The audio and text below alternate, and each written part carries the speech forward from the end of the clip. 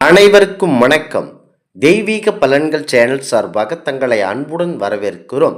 இன்று நம் காணொளியில் காண விரும்புவது ஏகாதசி விரதம் தோன்றிய வரலாறு சிறப்புகளை பற்றி இந்த காணொளியில் விரிவாக பார்க்கலாம். வாருங்கள் காணொளிக்கு செல்லலாம். மறக்காமல் ஒரு சப்ஸ்கிரைப் செய்யவும். கிருதாயுகத்தில் நதிஜஸ் என்ற மகிஷாசுரன் இருந்தான். அவனுக்கு முரண் என்கின்ற மகன்கள் பிறந்தார்கள். அவன் கடும் தவம் செய்து மிக பெரிய சக்திகளை பெற்று தேவர்களையும் மக்களையும் சகல ஜீவன்களையும் துன்புறுத்தி வந்தான். முரனை அழிக்க வேண்டும் என்று சகல முனிவர்களும் தேவர்களும் விஷ்ணுவிடம் முறையிட்டனர். அவரும் முரண் முன்பாக தோன்றி உன் தவறுகளை நீ வருந்துவாய் என கூறி அவனோடு கடும் யுத்தம் செய்தார். ஆனால் அவனை அழிக்க முடியவில்லை.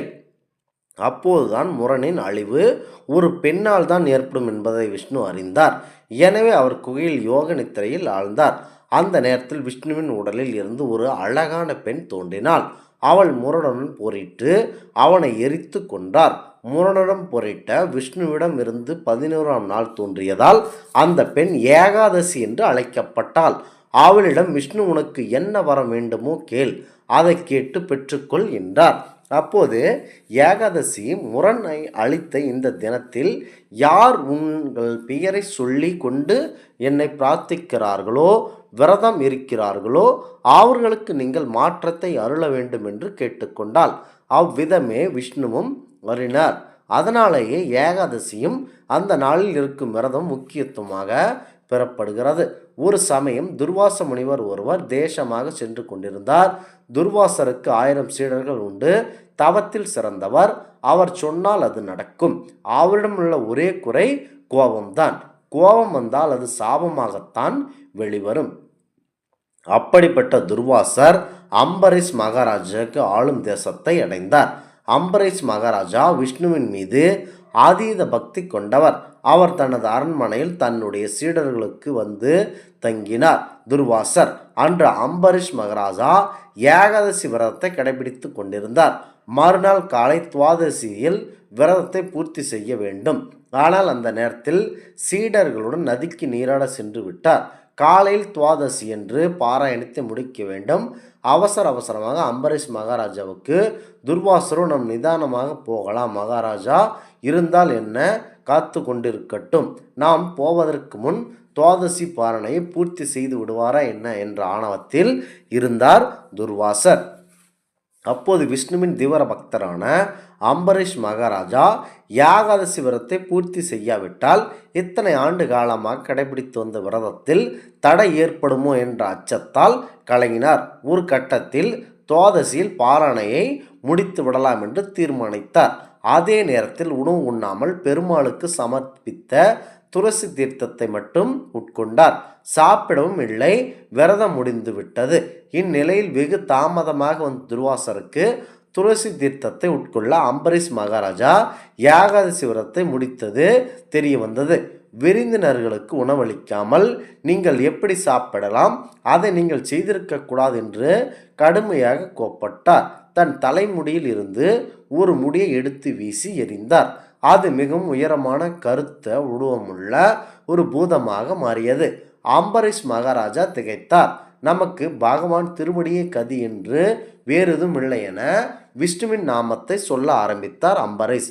அதே நேரத்தில் பூதம் அம்பரீஷ் மகாராஜாவை விழுங்க அவர் அருகில் வந்தது. ஓம் நமோ பகவதே வாசுதேவாய, ஓம் நமோ பகவதே வாசுதேவாய என்று அவர் இறைவனின் நாமத்தை உச்சரித்து கொண்டு அந்த வேளையில் அங்கே மிக பெரிய ஒளி தோன்றியது. அந்த ஒளியிலிருந்து சுதர்சன சக்கரம் வெளிப்பட்டது. தன் அடியார்களுக்கு வரும் துன்பத்தை ஆண்டவன் ஒருபோதும் பொறுத்து கொள்ள மாட்டார். சுதர்சன சக்கரத்தில் இருந்து வெளிப்பட்ட நெருப்பு பூதத்தை எரித்தது. அதோடு இல்லாமல் பூதம் வெளிப்படுவதற்கு காரணமாக இருந்த துர்வாசரை சுதர்சன சக்கரம் துரத்தியது. அதற்கு பயந்த துர்வாச முனிவர் பூலோகம், பூவர்லோகம், சுவர்லோகம், மகாலோகம், தபோலோகம், இந்திரலோகம் என ஒவ்வொரு லோகமாக ஓடி வைகுண்டம் சென்று பகவானின் திருவடையில் சரணடைந்தார். விஷ்ணு பகவான் ஆண்டவனுக்கு செய்யும் அபச்சாரங்களையும் அடியார்களுக்கு செய்யும் தொண்டால் போக்கிக் கொள்ள முடியும். ஆனால் அடியார்களுக்கு கெடுதல் நினைத்தால் அவர்களை ஆண்டவனாலும் காப்பாற்ற முடியாது. துர்வாசரை நீ அம்பரீஷ் மகாராஜாவை சரணடை என்றார். துர்வாசர் வைகுண்டத்தில் இருந்து புறப்பட்டு நேராக அம்பரீஷ் மகாராஜாவின் அரண்மனையை அடைந்தார். அம்பரீஷர், எனது ஆணவத்தை பொறுப்பாய் எவ்வளவோ தவம் செய்தோம், என் தவமெல்லாம் உனது ஏகாதசி விரதத்தின் முன்பு பலனற்று போய்விட்டது.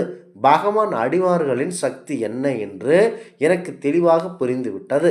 சுதர்சன சக்கரம் என்னை துரத்தி கொண்டு வருகிறது, நீதான் என்னை காக்க வேண்டும் என்றார்.